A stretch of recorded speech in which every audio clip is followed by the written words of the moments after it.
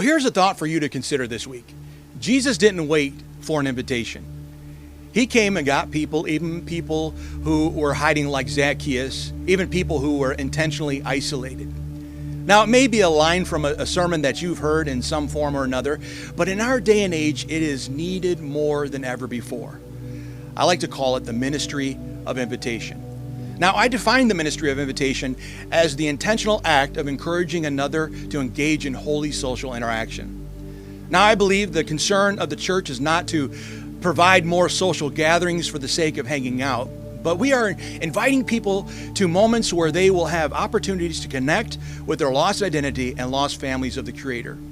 You see, their true image as God intended is lost under the layers of worldly confusion and grime, and we want to invite them to what God declares is their destiny and purpose in Him. And so tonight we are going to be talking about reaching out to the isolated. Well, consider this scene that every parent has been confronted with at some point.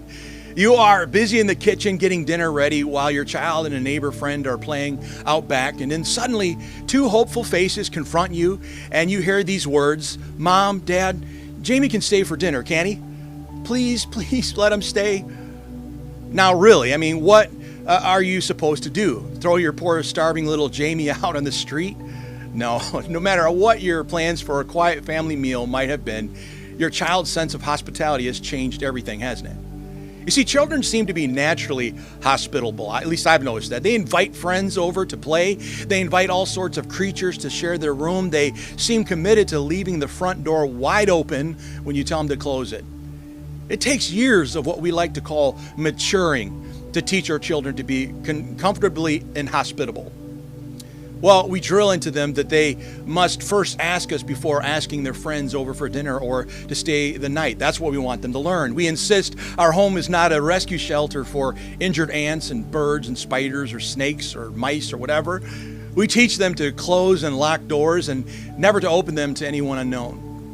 Now, while some of these are measures to protect our children from an increasing scary and dangerous world, many of these lessons are passed on so that we may always have the opportunity to say no. We want to be able to deny hospitality to anyone at any time for any reason, but we don't necessarily want to do it to that person's face.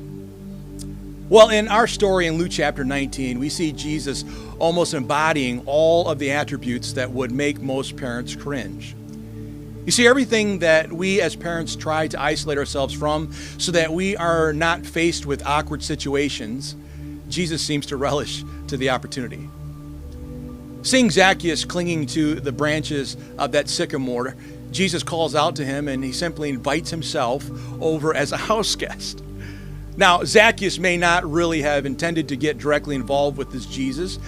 He had probably climbed that tree only to see and get a good look at this notorious preacher and teacher who caused all the problems in the surrounding villages. Now suddenly, he is being greeted by name and told by this Jesus that he is coming to his house right now. Well, perhaps in the back of his mind, Zacchaeus had hoped to maybe have a conversation or speak with this Jesus. But to be sure, his tree climbing activities seemed pretty extreme for a man who claimed only a mild interest in Jesus. But Jesus doesn't wait, does he, for Zacchaeus to decide if he would like to offer the hospitality of his home or not. Jesus makes his own invitation. He invites Zacchaeus to host him at his home. Well, unlike Jesus, ignoring a possible invite because the situation is awkward is such a big misconception that many in the church alleviate their consciences with all the time. That if someone is willing to go to extremes or be on the outside, that is cue for us to not worry about them at all. That's just not my gifting. But God's example of inviting the isolated is clearly undeniable. As something that I think every one of us should see as an importance to the kingdom. Because when you begin to see with the eyes of a ministry of invitation just like God, you can't hide or isolate yourself enough. Eventually, He will find us. And Zacchaeus thought that he could spy on Jesus from his treetop perch without being noticed, but divine eyesight sought him out. The prophet Elijah headed for the hills in his story, and he ran until he came to Mount Horeb, where he crawled deep into a cave. Well, outside Elijah's cave, God puts on a great display of awesome power, if you remember the text. Whipping winds and an earthquake and a fire outside the cave.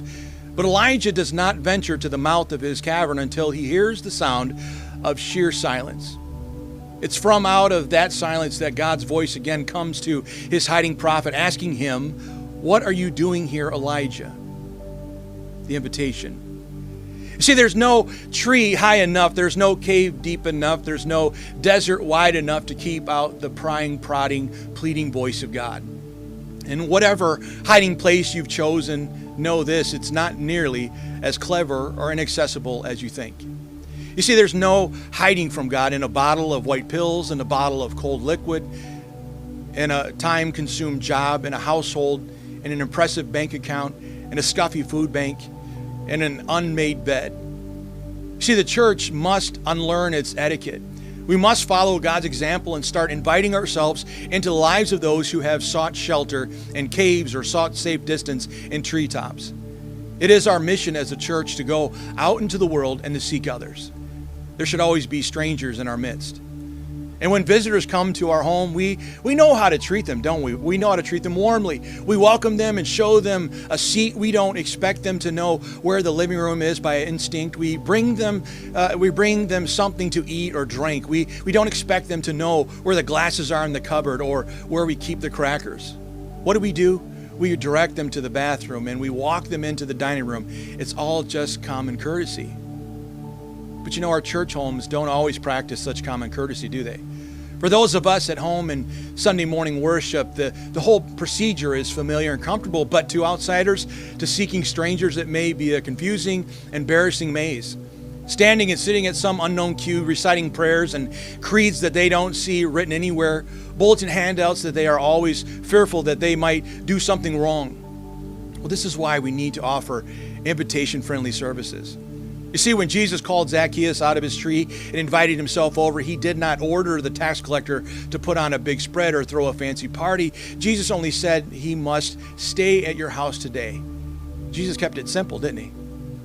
Invitation-friendly service is a place of ministry where we can invite people, must also keep it simple, low-key, non-threatening.